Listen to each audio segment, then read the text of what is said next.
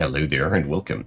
In this video I got you 10 tips and tricks about building and construction in Dwarf Fortress.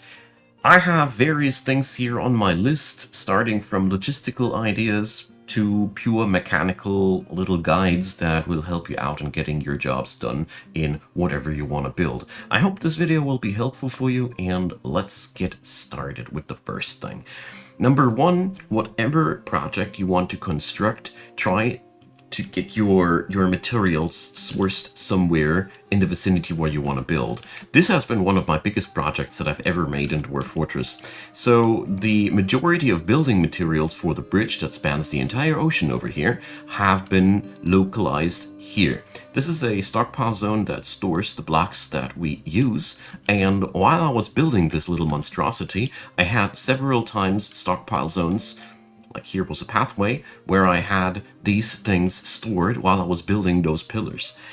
I can't put it into words how much time you can save by putting the material next to your project. Your dwarves will otherwise really run along really long paths, and this is also in the long run really bad for their mood.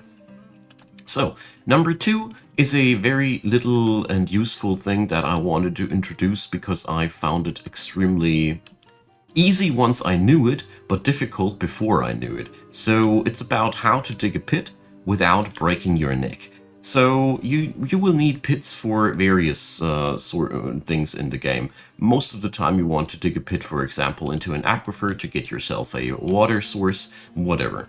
The thing is very simple.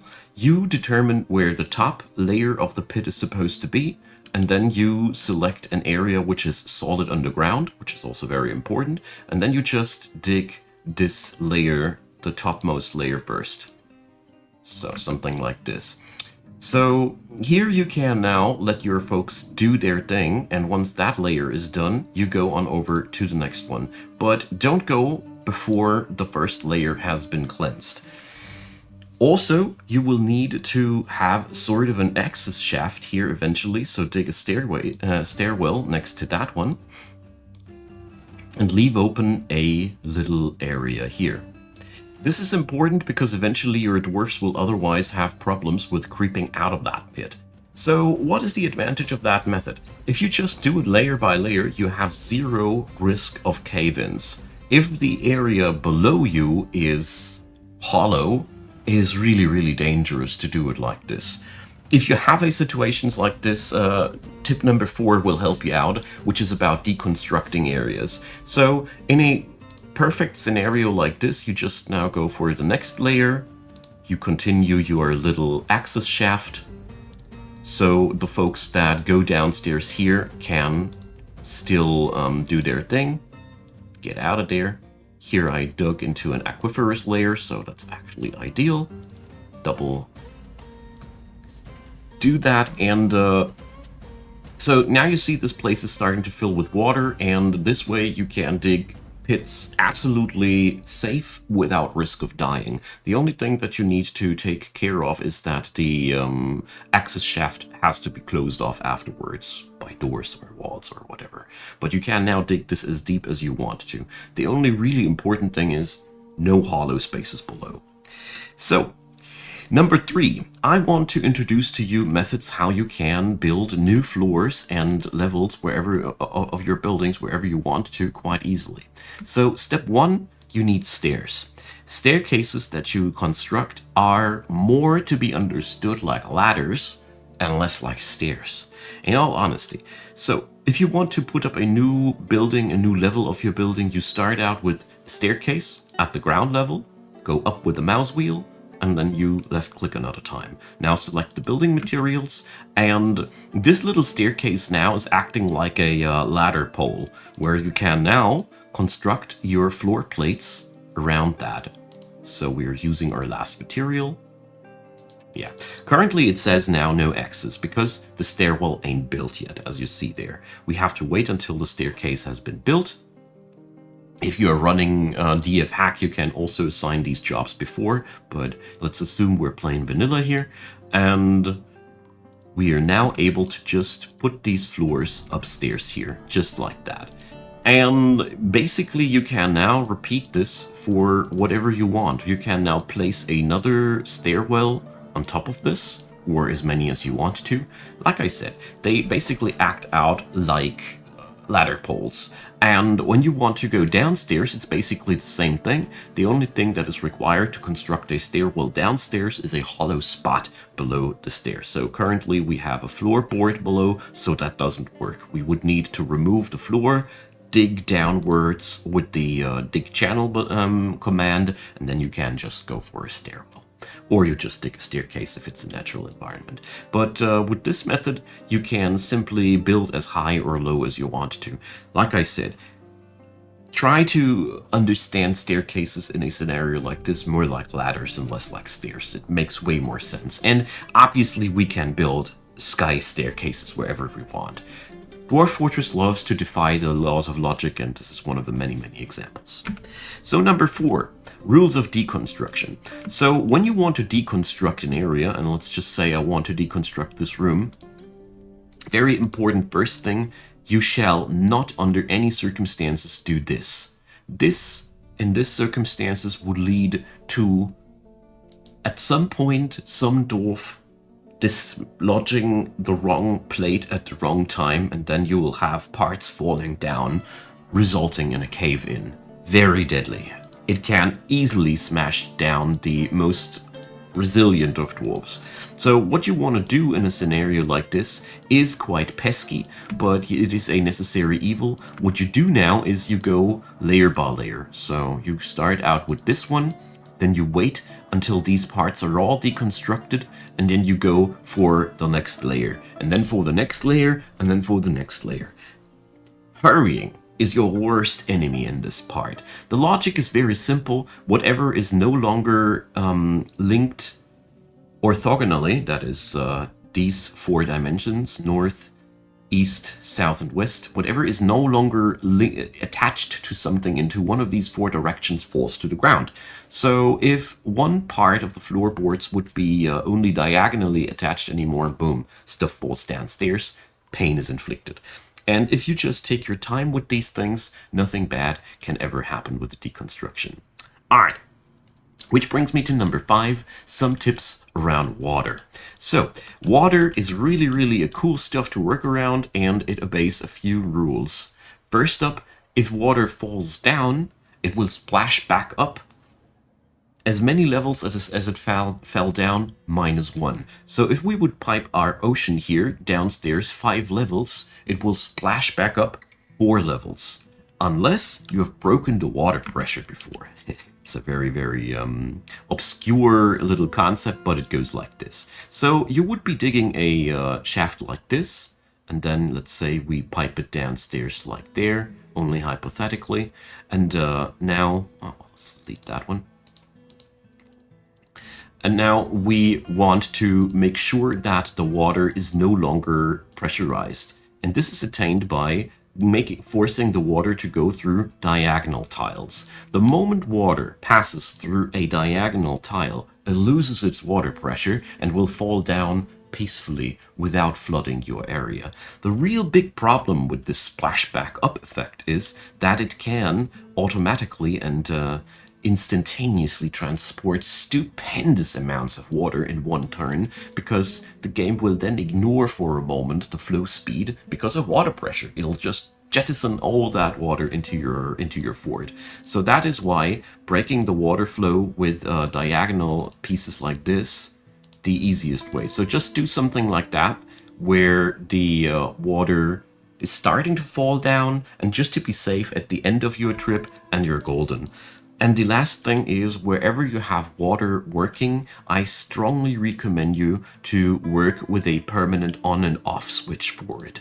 Namely, and best thing, is a drawbridge linked to a switch, which can then shut the intake on or off. Nothing is as strong as a bridge. Sadly, currently, while we're recording this, there are floodgates that you can construct.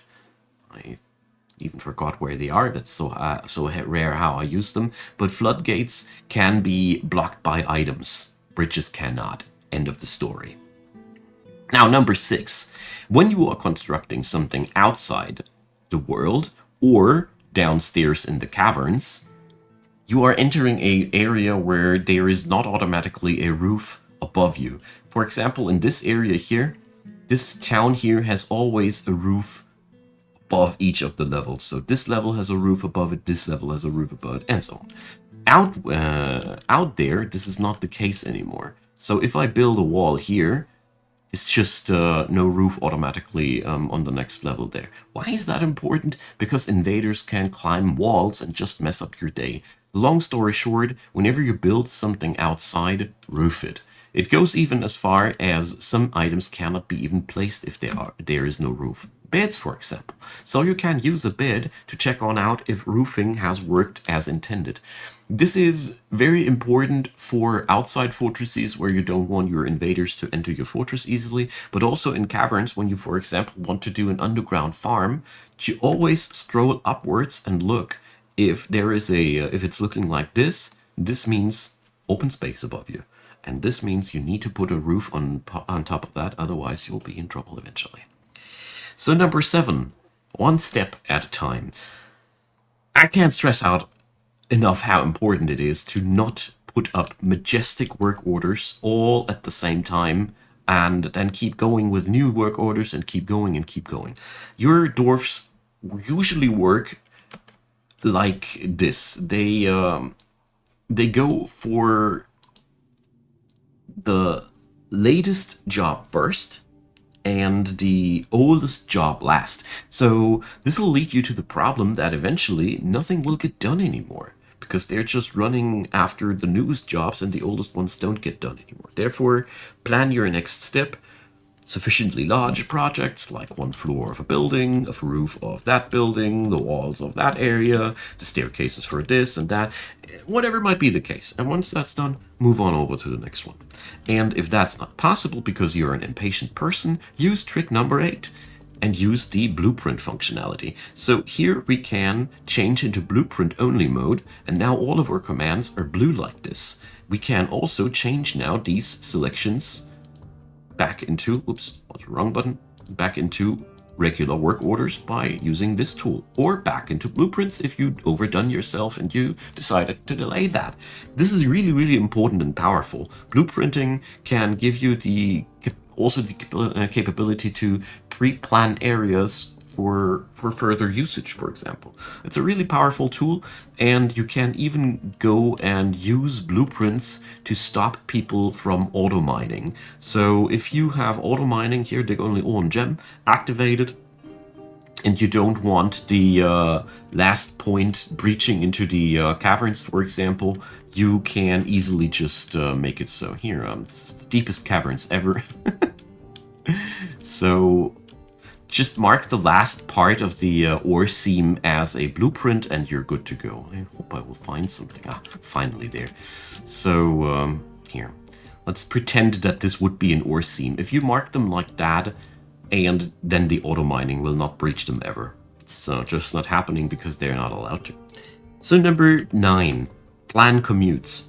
So this is something that I really failed while I was building this bridge, to perceive that while I was building this part, for example, my folks had to walk from here to just get started with working. This is an extremely long path, taking into account that the actual city is here.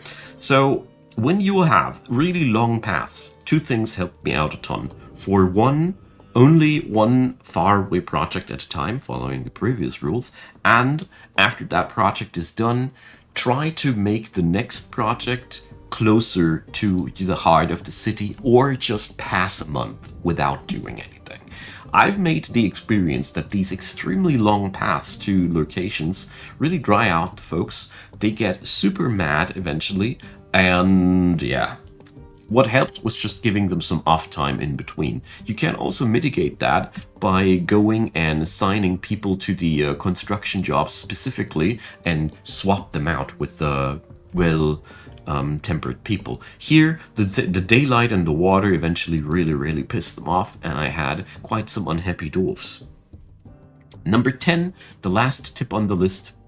When you are building on the surface or on the caverns, prepare for invaders.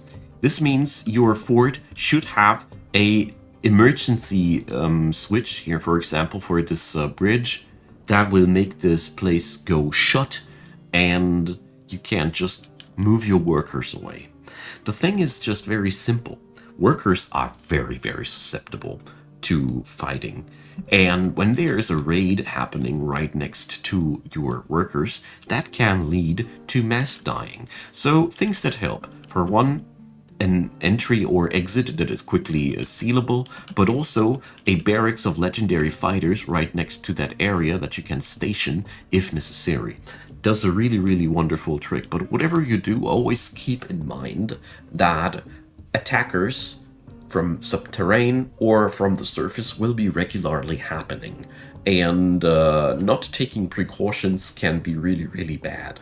Really, really, really, really bad. Because a regular raid is one thing, but a forgotten beast suddenly swarming into your fortress, really, really bad. So, whatever you do, prepare for being attacked when you build big things. That is just a really golden rule, and can be easily fixed when you just start on out with the entries and exits, and you're actually easily saving yourself from a catastrophe from happening that easily.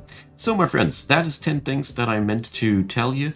There's surely way more to tell about this topic, so feel free to ask away. Let me know what you want to add into this video or whatever strikes your mind. I'm all ears to hear. So, have a good day, thanks for watching, and see you soon.